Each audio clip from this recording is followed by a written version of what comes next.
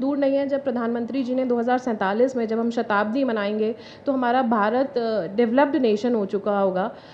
I think that's very much possible, लेकिन जो एक रूट कॉज है हमें उसे पकड़ना पड़ेगा। That is education, education and only education for me. आपकी सोच बहुत अच्छी है और सोच पर आप काम भी कर रही हैं, लेकिन कुछ लूप होल्स भी देखते हैं हम अंतुल जी।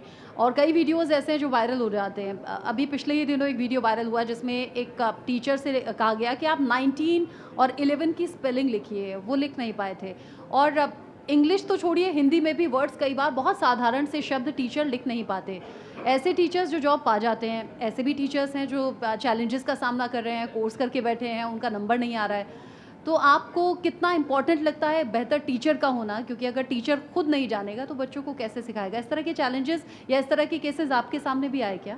देखिए, एक शिक्षक का अच्छा होना ये सबसे ज़रूरी होता है, क्योंकि बच्चे का जो भविष्य है, बच्चे का भविष्य जो निर्माता है वो शिक्षक ही है। और ये हमारे देश का दुर्भाग्य रहा है कि किस तरह से जब अन्य सरकार होती थी, अन्य पार्टियों की सरकार होती थी, तो किस तरह से चाहे शिक्षा रही हो, चाहे डॉक्टर्स रहे हों, चाहे एमबीबीएस और हमारे जो सीपीएमटी जिसको अब वो नीट में कन्वर्ट हो गया है, परंतु पहले वो सीपीएमटी हुआ करता था।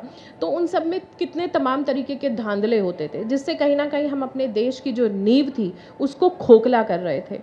तो ये it was a destiny. But मैं समझती हूँ कि आज के अगर समय में हम बात करें तो कितने पारदर्शिता तरीके से हर परीक्षा होती है, कितने पारदर्शिता तरीके से हर चयन होता है।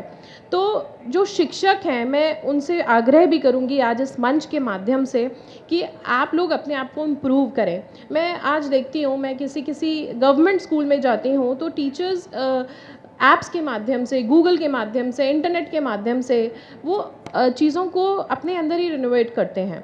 तो जो बहुत ज़रूरी है, क्योंकि जब आप खुद किसी चीज़ पर आपकी पकड़ अच्छी होगी तो आप बच्चे को अच्छे से समझा पाएँगे। तो दैट्स वेरी इम्पोर्टेंट। आपने ऐप्स का ज़िक्र किया।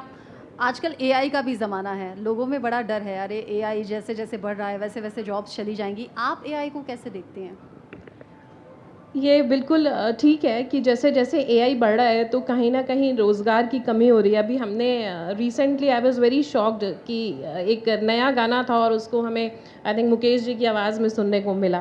तो निश्चित तौर पे ये बड़े डर की बात है। आज जब मैं पेशेंट्स देखती हूँ तो कई पेशेंट्स ऐसे आते हैं जो ऑलरेडी चैट जीपीटी से अपनी बीमारियाँ और उसका कॉज़ और उसका ट्रीटमेंट भी लेकर आते हैं।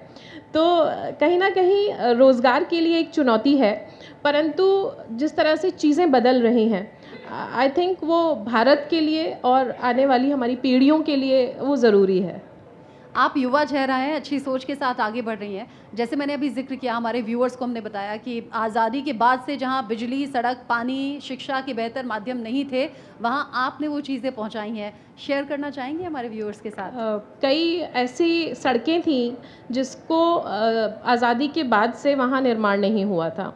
तो हमने जिस समय मैं 2021 में अध्यक्ष पद पर मैंने ऑफ़िस जॉइन किया, सबसे पहले मैंने ऐसी सड़कों का चयन करवाया जहाँ पर 30 सालों से कार्य नहीं हुआ है।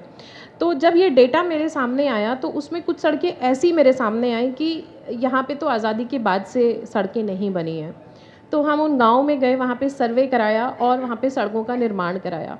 और आप बिलीव नहीं करेंगी, वहाँ पे जो खुशी थी उन लोगों के चेहरों पर, मुझे वो देखकर ऐसा लग रहा था कि इनको पता नहीं क्या मिल गया।